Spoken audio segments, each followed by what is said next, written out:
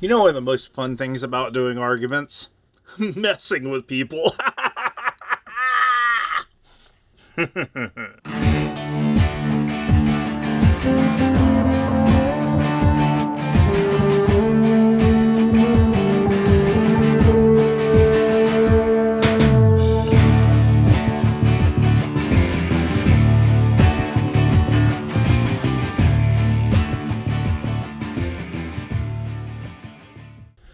Back when we talked about cognitive biases, I mentioned that our brains don't always think in a completely rational way. It'd be nice if they did, but they don't. But that's not the only times you find rationality failing us, because a lot of people will go out of their way to try to mess with you by screwing up logic. Gotta know how to knock these people down, right? The absolute best thing about logic is that when you apply it right, you can end up learning an awful lot that you wouldn't be able to learn otherwise. And I think about this a lot because I don't think people get enough training in logic, and looking out in the world, I don't think enough people use it. But while I was doing my last batch of grading, I had a little bit of a logical epiphany. You see, I was listening to some music, and I was listening to the new Lady Gaga album. I like it a lot. But in between papers, I would look up interesting stuff to keep my mind from imploding. And I found out that Lady Gaga, great album. I found out that Lady Gaga actually has fibromyalgia, which is really interesting for me because my mom has fibromyalgia. So you know what this means logically, right? It means that Lady Gaga must be my mom. What? You don't believe me? Well, let's try another use of logic. At this point, if you don't believe in global warming, you're probably, how can I say this without being too insulting? Not paying attention? And I know that mankind has been looking to try to figure out what we're going to do about global warming, but I've figured out the answer using nothing but logic. We need to have more pirates. Because, look at the chart. In 1860, we had 45,000 pirates. The global temperature was like 14.3 Celsius. Year 2000... there's only 17 pirates, and the global temperature is like 15.9. That's a significant raise. And the difference here? We have less pirates. So we get more pirates, we're going to have less global warming, right? It's logical, right? Unfortunately not. It would be wonderful if it was logical, but no. This is actually a good example of the false cause logical fallacy. It's just because one thing happens concurrently with another thing doesn't mean there's an actual relationship between them.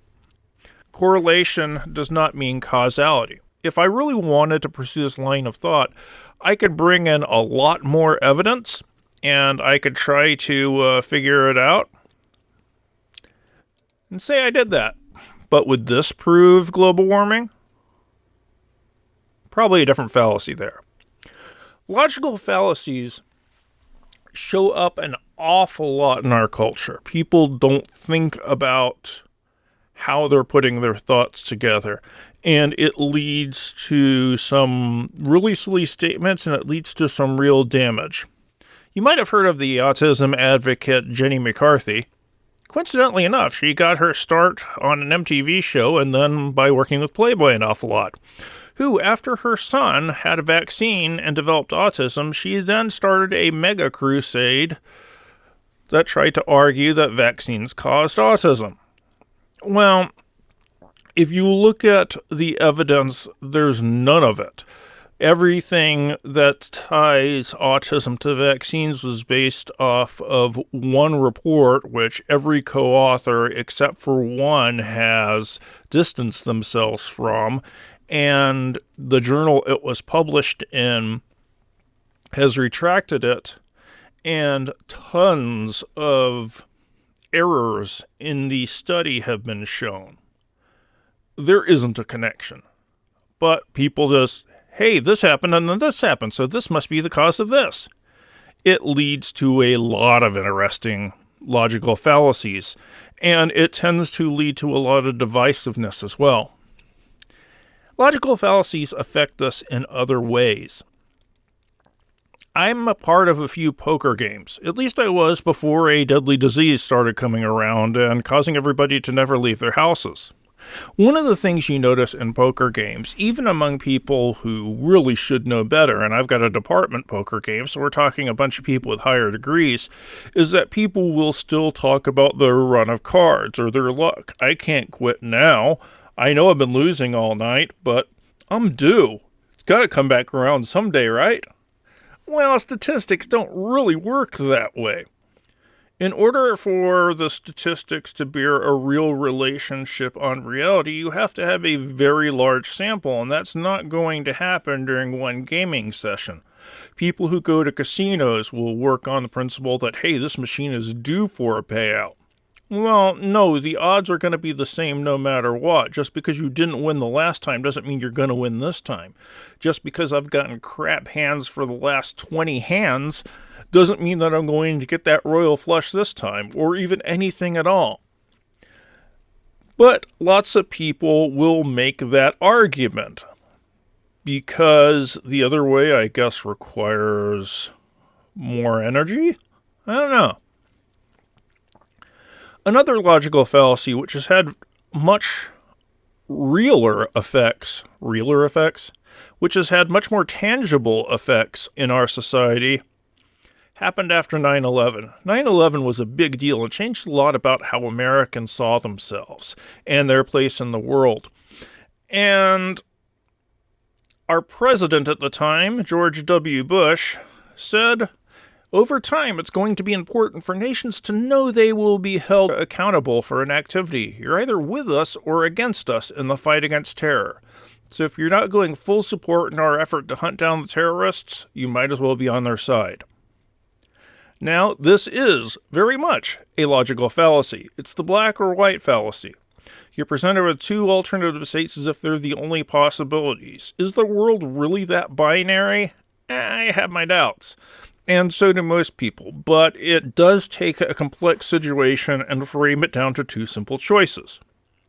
I guess being clearer is a virtue, but I don't think it's as good of a virtue as being accurate. Another logical fallacy, there are a lot of good reasons to be spiritual. And I'm not trying to mock anyone's spirituality, but when people say that I know the Bible is true because the Bible says it's true, that doesn't really logically work all that well either. Circular argument, you're restating your point instead of actually proving it. Logical fallacies, when you're going to see a lot of them, and there's value to knowing them because you're going to be able to see where people's arguments go wrong. This is going to help you in figuring out who to trust, but it's also going to be the case that knowing logical fallacies, you'll be able to see where your own thinking isn't necessarily on point. And that's perhaps more important. I've mentioned once or twice that I'm a musician. And I've mentioned once or twice that I'm probably not all that successful of one when it comes down to it. My brain works the way where I tend to overthink a lot of things, and the musician thing is one of them. Musicians who have lots of skill, there are a lot of them who are very, very famous. Then there's me, who has more than once in his life played to empty rooms. I think every musician probably has, but after I play a night where there's not very many people in the audience, I have to think about the relationship between these things. Is the superstar famous because they're awesome? If that's the case, and I know I'm not famous, that must mean I suck. Now, it's a logical fallacy, though, because I'm equating talent to success, and if you have talent, you will be a success. I'm not saying that I am super ultra talented, but there's other things at work. And when I fall into this simplistic point of view, it tends to make me question myself in ways where I shouldn't, where I should actually just be thinking about stuff a bit better. And that's what logical fallacies will teach you, that thinking about things is going to be better than faking it. I mentioned logical fallacies as somebody messing with your logic, and that's not really entirely true. One of the reasons I find myself teaching logic a lot as part of my writing courses is because people don't get any training in it. I know I never did in high school, and every time I've asked my students, has anyone ever really talked to you about logic? Maybe only a tiny, tiny, tiny bit. So being aware that it's not just about throwing sources and going, see there, that there's a method behind it is something I think can improve you no matter what kind of writing you're trying to do. So I hope you found this valuable. See you next video.